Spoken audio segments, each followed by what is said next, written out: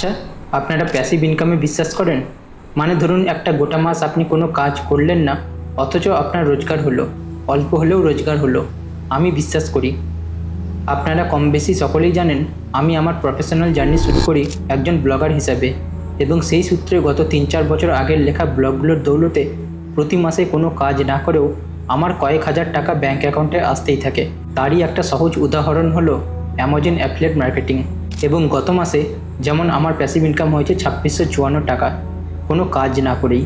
কি ভালো না বিষয়টা? অ্যাডোবি আফটার এফেক্টস ভীষণ কঠিন একটা সফটওয়্যার, কিন্তু 2025 সালে ভিডিও এডিটিংয়ে সেরা হতে গেলে মোশন গ্রাফিক্স শিখতেই হবে। আর মোশন গ্রাফিক্স মানেই হলো আফটার এফেক্টস। এখন অনেক ধরনের কাজের, যেমন performance marketing, website design, social media management ইত্যাদির ক্লায়েন্ট আমার সাথে যোগাযোগ করে থাকলেও ভিডিও এডিটিংয়ের ক্লায়েন্ট সেই অর্থে আমি পাইনি। লিঙ্কডইনে আমি নিয়মিত পোস্ট করতে থাকি, এবং লিঙ্কডইনে আমার পোস্টগুলো পড়ে অনেকেই আমার সাথে পার্সোনালি যোগাযোগ করে এবং বিভিন্ন ধরনের কাজের প্রস্তাব নিয়ে আসে। খুব ভালো হতো যদি ভিডিও এডিটিংয়ের কোনো ক্লায়েন্ট আমি পেতাম, কারণ অলরেডি আমার কাছে ভিডিও এডিটিংয়ের একটা সেটআপ রয়েছে। কিন্তু ভিডিও এডিটিংয়ের ক্লায়েন্ট আমি পাচ্ছি না, তার কারণ মোশন ডিজাইন আমি এই মুহূর্তে অতটাও ভালো জানি না, বা ভালো জানিই না। সেজন্য আমি মন প্রাণ দিয়ে সারা দিন সারা রাত চেষ্টা করে যাচ্ছি খুব ভালো রকম মোশন ডিজাইন শেখার এবং আফটার এফেক্টসে মাস্টার করা। আমি ভিডিও এডিটিং করতে পারি, কিন্তু আমার কাছে কোনো ক্লায়েন্ট নেই। আজ অবধি টুকটাক অনলাইন বিভিন্ন ধরনের কাজের ক্লায়েন্ট পেয়ে থাকলেও ভিডিও এডিটিং কোনো ক্লায়েন্টের জন্য আমি এতদিন অবধি করিনি। কিন্তু এখন আজকের দিনে যখন এআই চারিদিকে সমস্ত কিছু কবজা করে নিচ্ছে, তখন একমাত্র যে স্কিলটা আমাদের বাঁচিয়ে রেখেছে এবং আগামী কিছু বছর বাঁচিয়ে রাখবে, তা হলো ভিডিও এডিটিং। তাই আমি এবার থেকে ভিডিও এডিটিং করার চেষ্টা করছি, শুধু নিজের জন্য নয়, ক্লায়েন্টের জন্য। একবার আমি একটা ক্লায়েন্ট পেয়েছিলাম, ক্লায়েন্ট বলা ভুল হবে, একটা জবের মতনই। তার জন্য প্রতিদিন একটি করে শর্ট ভিডিও এবং মাঝে মধ্যে লং ভিডিও এডিট করতে হতো, যার জন্য সে আমাকে মাস গেলে 25 থেকে 30 হাজার টাকা দেবে বলেছিল। কাজ তেমন বিশেষ কিছু ছিল না, বিশেষ আহামরি এডিটও করতে হতো না। আমার হাতেও সময় ছিল, কিন্তু কি জানি সেই ক্লায়েন্ট আর এগোলো না। তাই আমার ওই কাজটা পেতে পেতে হাতছাড়া হয়ে গেল। আমার কাছে এই মুহূর্তে 2-1টি ক্লায়েন্ট আছে, আমার নিজের ব্লগ আছে এবং রয়েছে কিছু অ্যাফিলিয়েট ইনকামের মাধ্যম। ফলে টাকা পয়সা নিয়ে খুব একটা সমস্যা এই মুহূর্তে আমার নেই, কিন্তু সেগুলো সবই ক্ষণস্থায়ী। আমাকে আবার নতুন করে কিছু দাঁড় করাতে হবে, আর আমি তাই ভিডিও এডিটিংকেই বেছে নিয়েছি। ভিডিও এডিটিং আমি মোটামুটি জানি, কিন্তু ক্লায়েন্টের কাজ করতে গেলে আমাকে এই স্কিলটা মাস্টার করতে হবে।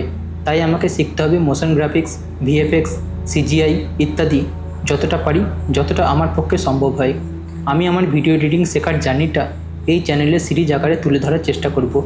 যে কোনো কাজ, তাতে সেটা ভিডিও এডিটিং হোক কিংবা অন্য কিছু, আমরা যে কাজটা জানি সেটা মানুষকে জানাতে হবে, তবেই তো ক্লায়েন্ট পাওয়া যাবে, কি তাই না? শুরুর দিকে চেষ্টা থাকবে নিজেই সমস্তটা করার, এটাকে ফ্রিল্যান্সিংও বলা চলে। এর জন্য নিজের কাজ, ভিডিও এডিটিং ইত্যাদি লিঙ্কডইন এবং ইনস্টাগ্রামে নিয়মিত পোস্ট করে যেতে হবে, এবং আমি সেটাই করব। আশা করি এভাবে ক্লায়েন্ট পাওয়া যাবে। পরে যখন দেখব ক্লায়েন্ট অনেক বেশি হচ্ছে, একা নিজে সামলাতে পারছি না, তখন না হয় এজেন্সি শুরু করে কিছু এডিটর রেখে আরও এগোনো যাবে।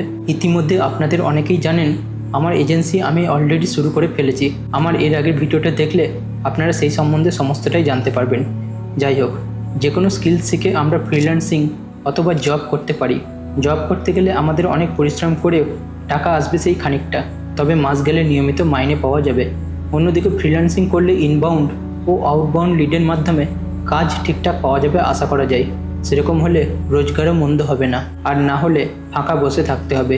যেহেতু আমার একটা ইনকাম সোর্স আছে, তাই আমি ফ্রিল্যান্সিং বা ইনবাউন্ড লিডের ওপরেই ভরসা করব ভাবছি। সোশ্যাল মিডিয়া যেমন লিঙ্কডইন বা ইনস্টাগ্রামে আমার পোর্টফোলিও বানিয়ে আমাদের কাজ দেখিয়ে কাজ পেতেই পারি, কিন্তু সেক্ষেত্রে ব্র্যান্ড বা ক্রিয়েটার আমাদের তুলনামূলক কম টাকা দেবে। অন্যদিকে আমরা যদি আমাদের কাজ নিয়মিত সোশ্যাল মিডিয়াতে পোস্ট করতে থাকি, তবে ব্র্যান্ড আমাদের নিজে থেকে যোগাযোগ করবে এবং আমাদের কাজের সঠিক মূল্য দেবে। এতটাই আমার আপাতত পরিকল্পনা।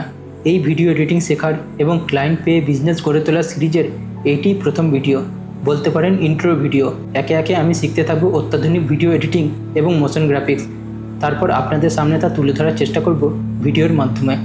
একটা ছেলে শূন্য থেকে শুরু করে মোশন ডিজাইন শেখার চেষ্টা করে যদি সফল হতে পারে, তবে আপনাদের নিশ্চয়ই তা অনুপ্রাণিত করবে বলে আমার বিশ্বাস। আজকের ভিডিও এখানেই সমাপ্ত করলাম। ভালো থাকবেন, ফিরবো আবার আগামী ভিডিওতে। ধন্যবাদ। জয় মা দুর্গা।